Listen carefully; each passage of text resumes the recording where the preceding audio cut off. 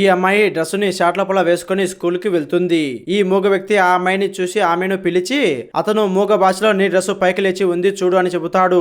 ఈ అమ్మాయి అతని సైగలు చూసి అతను నాకు సైగ చేస్తున్నాడు అని అనుకొని ఈ అమ్మాయి భయపడి పారిపోతుంది. ఈ మూగ వ్యక్తి కూడా ఆమె వెనకలనే పరిగెత్తుకుంటూ వెళ్తాడు. ఈ అమ్మాయి భయపడి అతని దగ్గర నుంచి దూరంగా పారిపోతూ ఉంటుంది. అంతలోనే ఈ అమ్మాయి వేరే వ్యక్తిని గుద్దుతుంది. ఈ వ్యక్తి దివ్య చూసుకుని పరిగెత్తు అని చెబుతాడు.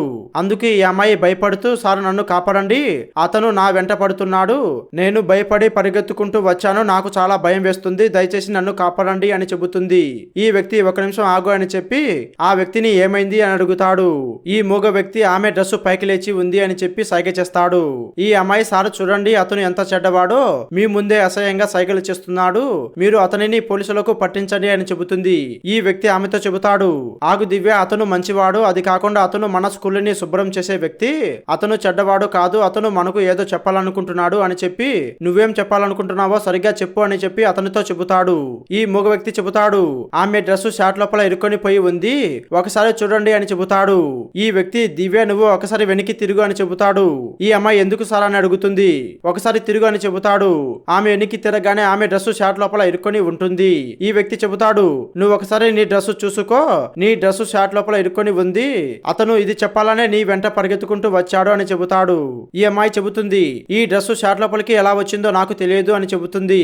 ఈ వ్యక్తి చెబుతాడు, దివ్య నువ్వు అతని గురించి ఎంత చెడ్డగా అనుకున్నావో చూడు, అతను అలాంటి వాడు కాదు, అతను నిన్ను కాపాడాలని మాత్రమే అనుకున్నాడు, కానీ నువ్వు అతనిని పోలీసులకు పట్టించమని అన్నావు అని చెబుతాడు. ఈ అమ్మాయి సారు నన్ను క్షమించండి, అతను సహాయం చేయాలనుకుంటున్నాడని నాకు తెలియదు, కానీ సార్ అతను నాకు చెప్పి ఉండాల్సిందే అని చెబుతుంది. ఈ వ్యక్తి దివ్య అతను మూగవాడు, అతను మాట్లాడలేడు అని చెబుతాడు. ఈ అమ్మాయి అవునా, అతను మాట్లాడలేడా, సారీ సార్ నాకు తెలియదు, నన్ను క్షమించండి అని చెబుతుంది. ఈ వ్యక్తి నన్ను క్షమించమని అడగడం కాదు, అతనిని క్షమించమని అడుగు అని చెబుతాడు. ఈ అమ్మాయి అన్న నన్ను క్షమించండి, నాకు సహాయం చేయాలనుకుంటున్నావని నాకు తెలియదు, నేను అనవసరంగా తప్పుగా అనుకున్నాను, నన్ను క్షమించండి అని చెబుతుంది. అందుకు మూగ వ్యక్తి పర్వాలేదు అని చెప్పి సాగే చేస్తాడు. ఈ వ్యక్తి సరే దివ్య నువ్వు క్లాసుకు వెళ్ళమని చెబుతాడు.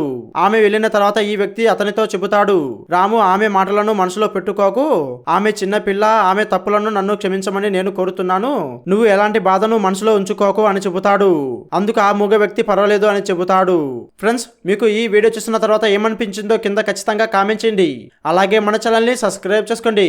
Thank you.